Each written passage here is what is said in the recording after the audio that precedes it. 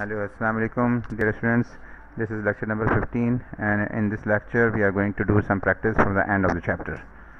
So इससे पहले कि मैं आपको चैप्टर की प्रैक्टिस दिखाऊं, I just want to show you the book. So मैं आपको एक ओवरव्यू दूंगा how to solve the problems. और ये अगर आपने सही तरीके से इसको सुन लिया और समझ लिया, then you are not going to have any problem in solving the things, solving the end of the chapter problems. ये ओवरव्यू बहुत इम्पोर्टेंट है. देखें, हमेशा जो बात होती है ना गाइडेड टूर की, वो आपको सेल्फ स्टडी में नहीं मिल सकती है. So although you are right now in a self study mode, and these lectures are just to help you out in understanding the contents, लेकिन प्रैक्टिस तो बहरहाल आपने करनी है. मतलब ये कि आप सेल्फ स्टडी में हैं और लेक्चर्स हैं आपके पास, लेकिन अगर आपने ये लेक्चर्स को देखते हुए अगर कॉपी पेंसिल उठा के लेक्चर नहीं देखा, तो आप इस लेक्चर से कुछ ज़्यादा चीज़ें हासिल नहीं कर सकेंगे. And you will never feel confident in solving the numericals. अच्छा, मैं जो ओवरव्यू आपको देने लगा हूँ वो मैं स्टार्ट करूँगा सोर्स फ्री सीरीज सर्किट से. इसकी हमने बड़ी डिटेल में एक वीडियो बनाई हुई है जिसके डेरिवेशन में, लेकिन वो सारी डेरिवेशन आपके एग्ज़ाम में नहीं आने वाली है, आपके सिर्फ न्यूमेरिकल्स आने वाले हैं एग्ज़ाम में. So you must have very good understanding and very good idea of how to attempt numericals. Practice problems are very important from the concept point of view, and then you make your understanding firm by just attempting the end of the chapter problems. So end of the chapter problems are the things that which we are going to do right now in this lecture, but before that I just give you overview. देखिए, series circuit का जो main variable होता है ना, वो हम लेते हैं आई. अभी सारी डेरिवेशन है, but you are not related with concern with this derivation. ये लेक्चर में थ्योरी पॉइंट ऑफ व्यू से कि क्या होता है, कहाँ से आया, ये हमने करना ज़रूरी होता है, लेकिन न्यूमेरिकल के लिए ये सारी चीज़ें याद रखने की ज़रूरत नहीं है. ये इक्वेशन वो इक्वेशन है जो कि बहुत इंपॉर्टेंट है. ये वाली इक्वेशन की दूसरी फॉर्म ये वाली है जो नीचे वाली है, ये ज़्यादा आसान है. थोड़ी सी मैनिपुलेशन हुई है, D I by D T को उन्होंने बाहर निकाल दिया है. अच्छा, तो ये इक्वेशन आपने जहन में रखनी है, इसको हम न्यूमेरिकल सॉल्विंग में इस्तेमाल करेंगे. 8.5 इक्वेशन है ये. अच्छा, अब जो है ये सारी सॉल्विंग के बाद जो आ गया आपके पास, ये अल्फ़ा आ गया. That is this thing is R upon alpha, R upon 2l is alpha. Alpha बड़ा है, ये छोटा है. That will decide the how to attempt this question. अच्छा, अब अगर अल्फ़ा बड़ा है तो एक फॉर्म है, एक अल्फ़ा छोटा है तो एक फॉर्म है. What is alpha? Alpha is the damping factor. अगर ये 0 है तो इट्स अ अनडैम्प्ड रिस्पॉन्स, और अगर ये 1 है अल्फ़ा तो इट्स अ यूनिटी डैम्प, और omega is the natural frequency, resonant frequency या अनडैम्प्ड नेचुरल फ्रिक्वेंसी. एक डैम्प नेचुरल फ्रिक्वेंसी भी होती है जो कि अंडर डैम्प उसमें आती है, और वो मैं आपको बताता चलूँगा अभी थोड़ी देर में.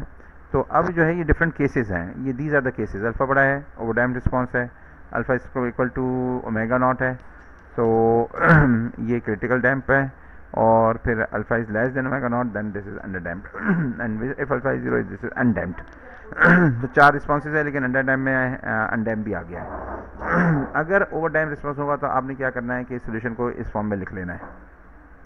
आपको मालूम है कि S1 और S2 क्या चीज़ है, ये रूट्स हैं जो अल्फ़ा माइनस प्लस माइनस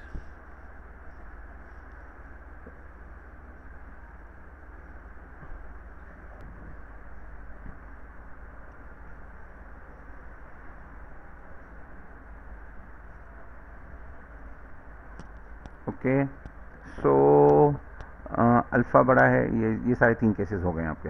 अच्छा, अल्फ़ा अगर बड़ा होगा तो ये वाला रिस्पॉन्स आप फिट कर देंगे, और हाँ S1 और S2 कहाँ से आएंगे? S1 और S2 आपकी ये ड्रिल है, सिर्फ हमने S1 और S2 यहाँ से उठा लेने हैं. This is S1, this is S2. Alpha कहाँ से आएगा? ये R और 2l, R और L और C की टर्म्स में अल्फ़ा और ओमेगा आपके पास मौजूद है. S1 S2 आ गए, और आपने ये वाला केस पुट कर दिया, और फिर A1 और A2 फाइंड करना है. दूसरा केस क्या है? ओवरडैम्प्ड है. आपने इस सूरत में ओवरडैम्प्ड हो गया. क्रिटिकल डैम्प है, इस सूरत में आपने ये वाला रिस्पॉन्स फिट कर देना है, A2 प्लस A1t. और क्योंकि इसमें रिपीटेड रूट्स होते हैं, S1 और S2 दोनों बराबर होते हैं, ओमेगा 0 होता है, ओमेगा नहीं 0 होता, alpha minus omega, alpha square minus omega square 0 होता है, और यानी alpha is equal to omega होता है. तो यहाँ पे ये वाला अपने पुट कर देना है, और फिर A1 और A2 मालूम कर लेना है. और अगर अनडैम्प्ड रिस्पॉन्स है तो आपने क्या करना है कि अल्फ़ा छोटा है तो ये वाला रिस्पॉन्स फिट करना है जिसके अंदर B1 और B2 मालूम कर लेना है। और ये जो WD है this is WD is this one under the root, और माइनस आयोटा बाहर आ जाएगा। तो वो आपने ये वाली इक्वेशन लेकर A1 और B1 और B2 सॉल्व कर लेना है। तो ये हम ऑलरेडी कर चुके हुए हैं। So now I just want to show you the end of the chapter numerical. What numerical I just want to do is 8.5 end of the chapter. ये यहाँ पर है, इसको मैं जूम कर लेता हूँ। But before going to the solution I will just show you 8.15 directly from the book, ताकि आपको किताब से पता चले कि ये एंड ऑफ द चैप्टर में कहाँ पर है और किस तरीके से इसको शो किया है।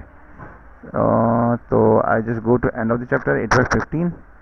ये 8.15 आ गया होगा इंशाल्लाह। कहाँ गया? ये रहा, this is 8.15 the response of a series RLC circuit. अब सीरीज RLC सर्किट बता दिया है। तो ये सीरीज RLC सर्किट है। आई हमारा मेन वेरिएबल होगा, that's why we will just taking IL। Series circuit है ना, तो IL लेंगे। और इन्होंने VC भी दिया हुआ है और सीरीज सर्किट है तो VC हम इसको हेल्प लेंगे for finding out the solution.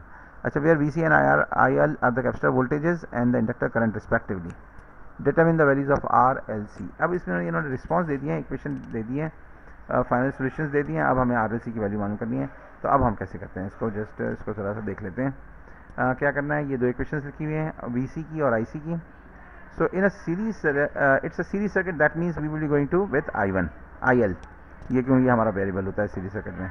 ये दो रूट्स हैं, कैसे पता लगा? दो रूट्स हैं, ये वाली इक्वेशन ली है, यहाँ पे S1 लगाते हैं हम, यहाँ पे S2 लगाते हैं, तो ये S1 हो गया 20 और S1 हो गया 20 और S2 हो गया -10।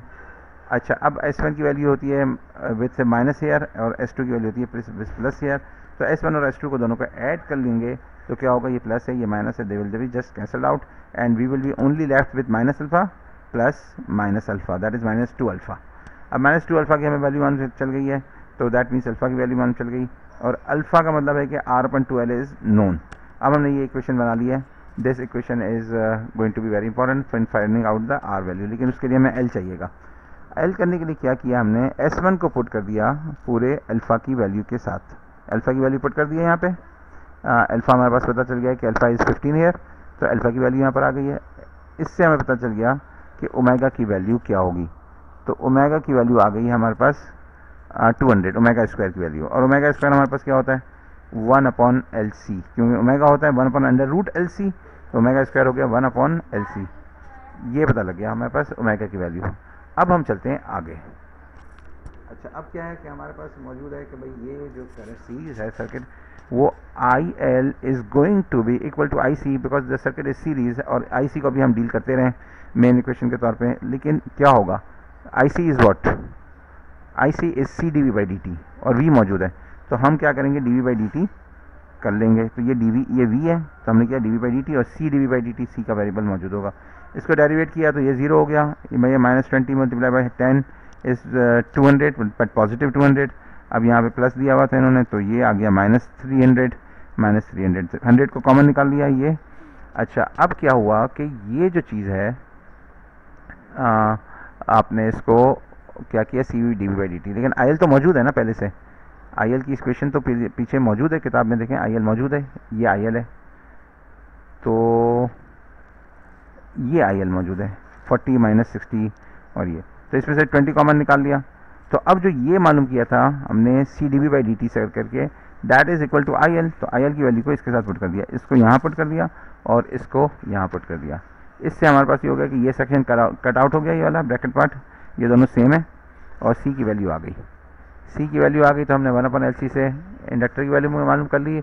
और पीछे हमने कहा था कि ये हमारे पास 2αL आई गेस, वहाँ पे हमने ये क्या कहा था कि L की वैल्यू 30L है, ये 2αL है, ये 30L है, तो यहाँ से हमने ये मालूम कर लिया, तो R की वैल्यू पता चल गई। That's how we solve this problem. अच्छा, नेक्स्ट प्रॉब्लम हमारे पास जो एट हैंड है इज 8.19। अच्छा, 8.19 के अंदर जो थोड़ी सी मैंने एडिशन की है वो ये है कि 8.19 में आपको दिखाता हूँ। 8.19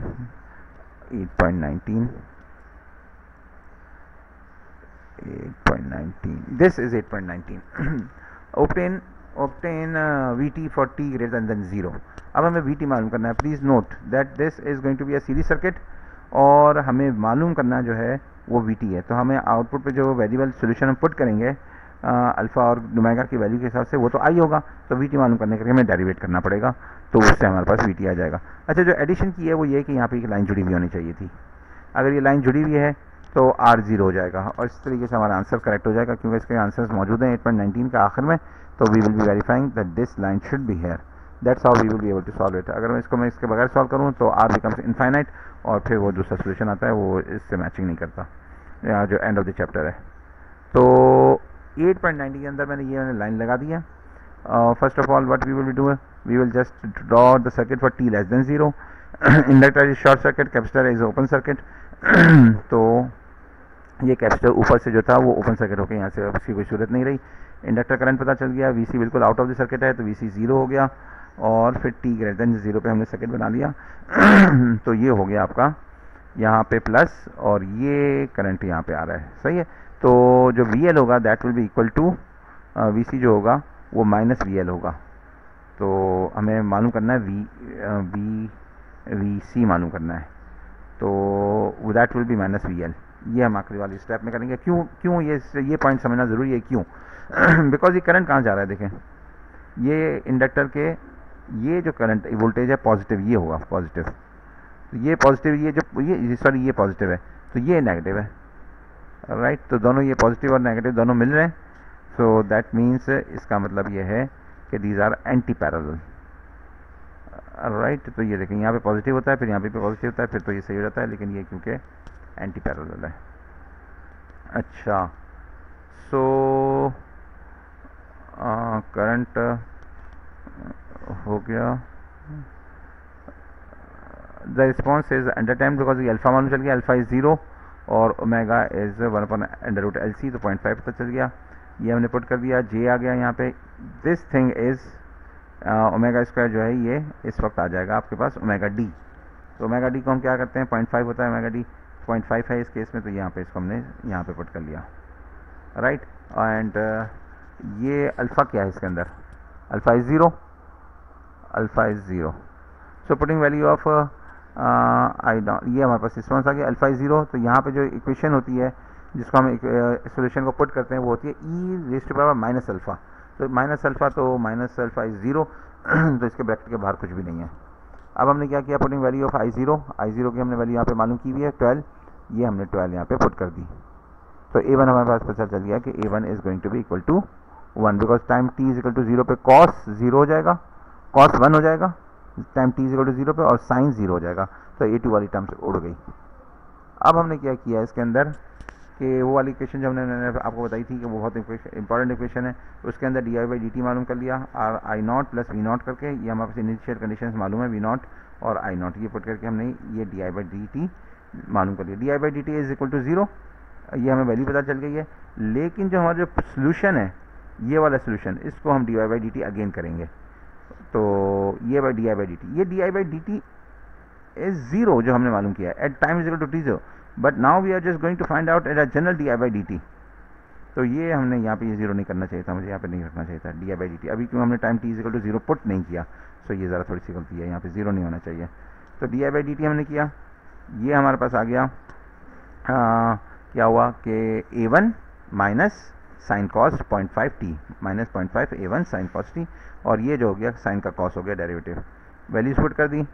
ये साइन वाली टर्म है 0 हो गई, ये कॉस वाली टर्म है ये 1 हो गई, तो 0.5 A2, लेकिन यहाँ पे 0 है तो divide by 0.5, 0 divide by 0.5 is 0, तो A2 0 है। A2 0 है तो हमने क्या किया कि इसके अंदर A2 को 0 पुट कर दिया, तो ये हो गया 12 cos 0.5t। अब VC is equal to VL, ये यहाँ पर आ गया और VC is equal to VL, और ये हो गया कॉस साइन, कॉस का साइन आ गया माइनस और -24। अच्छा, जो मैं आपसे बात कर रहा था VC is equal to VL वाली जो नेगेटिव है वो शायद थोड़ी सी मिस आउट कर गया, मैंने कुछ और कह दिया, देखते हैं।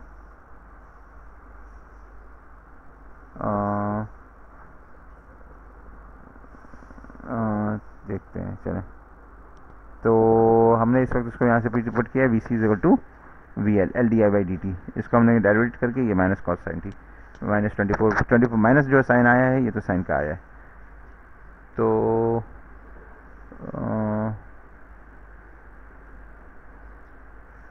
ये प्लस है तो ये माइनस है, तो ये VC है, ये VC है। और अच्छा देखें, बात यह है कि this is going to be BL, तो ये पॉजिटिव होगा और ये पॉजिटिव होगा, नेगेटिव होगा, तो VC should be minus BL। ये तो बात कंफर्म है, ठीक है। तो यहाँ पर शायद माइनस होना चाहिए था, दैट आई विल कंफर्म। चलिए, तो ये अब नेक्स्ट जो हमारे पास, जो हमने ये एंड ऑफ द चैप्टर के न्यूमेरिकल्स कर लिए हुए, और इसके बारे में ज़रा सोच लीजिएगा। ये जो मैं थोड़ा सा मैंने डबल माइंडेड कर दिया है, तो इसके बारे में सोचिएगा। अच्छा, और अब हमारे पास source step response of series circuit है। Step response of series circuit के हम कुछ एग्जाम्पल न्यूमेरिकल्स वगैरह कर लेंगे, और सोल्यूशन बहुत ही आसान है इसका, स्टेप रिस्पॉन्स का। यही वाले सारे स्टेप्स लेने हैं, बस थोड़ा सा एक ज़्यादा सा स्टेप है, वो मैं आपको दूसरे लेक्चर में बताऊंगा। सो टिल देन अल्लाह हाफिज़, इंशाल्लाह हम दूसरे मिलते हैं। इसके बाद हमारा जो लेक्चर होगा स्टेप रिस्पॉन्स ऑफ सीरीज़ होगा।